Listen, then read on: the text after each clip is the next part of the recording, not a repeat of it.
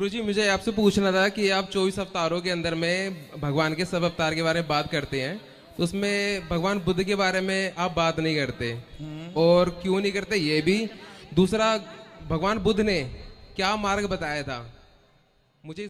तो दोस्तों, ये अनिरुद्धाचार्य जी से पूछते हैं कि आप कृष्ण की कथा करते हैं, आप विष्णु की कथा करते हैं, लेकिन आप भगवान बुद्ध की कथा नहीं करते हैं, जबकि भगवान बुद्ध को भगवान विष्णु का 9वें अवतार के रूप में माना गया है। और भगवान बुद्ध ने कौन कौन से मार्ग बताए हैं, इसके बारे में पूछ रहे हैं। तो आइए बिना देरी के देखते हैं पूरा वीडियो और जानते हैं कि महाराज जी इसका स्पष्टीकरण कैसे करते हैं।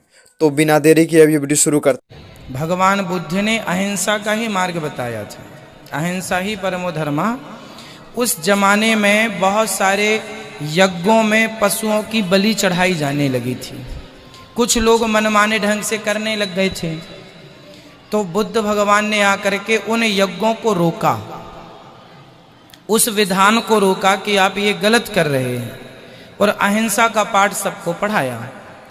तो भगवान बुद्ध की बात हम करते ये हैं भागवत जी में कि 24 अवतारों में एक अवतार बुद्ध भगवान है, तो बुद्ध कर देते हैं।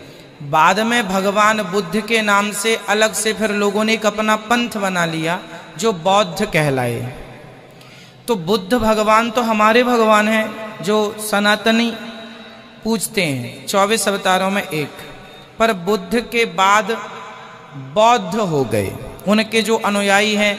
अब जैसे हमने कहा कि आपको किसी पशु की बलि नहीं चढ़ानी है, तो उन्होंने बुद्ध भगवान तो कह के चले गए, रास्ता बताकर चले गए। अब जो उनके अनुयायी, उनके आगे जो हुए, उन्होंने उनकी बात का गलत अर्थ कर लिया। उन्होंने कह दिया कि हाँ, मारना नहीं है, पर मरा मराया कोई मिल जाए तो खा लेना है। तो आज भी बौद्धों में मारते नहीं हैं, पर मरी, अब जैसे गाय को मारते नहीं हैं बौद्ध लोग, पर मरी हुई गाय मिल जाए तो उसे पका के खा लेते हैं। दलाई लामा इत्यादि ये करते हैं। तो जो बौद्ध हैं वो भगवान बुद्ध के बताए मार्ग को उन्होंने आगे चल करके उसका बिल्कुल गलत ही अर्थ कर लिया। और आज भी बौद्ध लोग मांस खाते हैं। जितने भी बौद्ध कंट्रियां हैं आप देख लीजिएगा, वो मांस खाने में उन्हें पर, हाँ, वो ये कहते हैं मारना नहीं है, पर मरा मराया मिल जाए तो खा लेना है। गुरुजी, कुछ मैंने जब पढ़ा था उनके बारे में, तो उन्होंने ये भी बताया गया है कि उन्होंने तीसरा मार्ग निकाला था कोई। उन्होंने ये भी कहा था, मैं ये भी नहीं कहता कि भगवान है, मैं ये भी नहीं कहता कि भगवान नहीं है। उन्होंने जो तीसरा मार्ग निकाला था वो क्या मार्ग था, वो क्या उपदेश दे करके गए हो संसार को? वो संसार को वो यही कह करके गए हैं कि अहिंसा का पालन करो, किसी का दिल ना दुखाओ। उनके संबंध में एक कथा तो प्रसिद्ध है ही, आप सब जानते हैं कि एक बूढ़ी मैया आई, उसका बेटा मर गया था। तो उन्होंने कहा कि बुद्ध भगवान, आप तो भगवान हो, हमारे मरे हुए बेटे को जीवित कर दो। तो बुद्ध भगवान ने कहा, जाओ गांव में एक मुट्ठी राई लेके आओ। राई मीन्स सरसों। एक मुट्ठी सरसों लेकर आओ, उस घर से लाना जिस घर में आज तक कोई मरा ना हो। पूरे गांव में गई, पर ऐसा कोई घर मिला ही नहीं जिस घर में कोई कभी मरा ना हो। तब बुद्ध भगवान ने कहा, ये संसार का सत्य है कि आए हो तो जाना पड़ेगा। तो जो बुद्ध भगवान है वह भी इस सिद्धांत को मानते हैं कि जन्म होता है, मृत्यु होती है, ये संसार झूठा है, भगवान सच्चे हैं। बुद्ध भगवान भी ध्यान करना सिखाते थे। वह माना कि वो कहते हैं मूर्ति पूजा ना करो।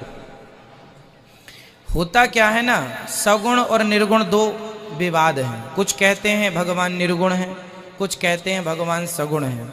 लेकिन अंत में बुद्ध भगवान ने ये कहा कि आप सब में ईश्वर का दर्शन कर लो। तो उनकी बात सही है।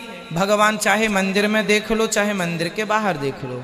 मंदिर में भगवान उनके लिए है जो पहली कक्षा के स्टूडेंट हैं। अब जो भगवान को सर्वत्र देखते हैं उन्हें मंदिर जाने की जरूरत नहीं है, पर सब में भगवान जब देखने लग जाएं तब। पर सब में भगवान देखने की बुद्धि मंदिर के भगवान को देखने से ही बनेगी। तो ये विषय बहुत गहरा है बुद्ध भगवान का, इसलिए चर्चाएं बहुत हो सकती हैं, पर अभी प्रश्नोत्तरी में केवल आप इतना समझिएगा कि बुद्ध भगवान आकर के अहिंसा का पाठ पढ़ाया है, हत्या ना करो, जीव की तो रक्षा करो। गुरुजी एक छोटा सा और, वो किनका ध्यान करते थे? वो स्वयं भगवान है। आप तो काम आत्मा राम अपने में ही मस्त रहते थे, भगवान का चिंतन करते हैं, स्वयं भगवान है वो, तो वो किसी का चिंतन क्यों करेंगे? वो भगवान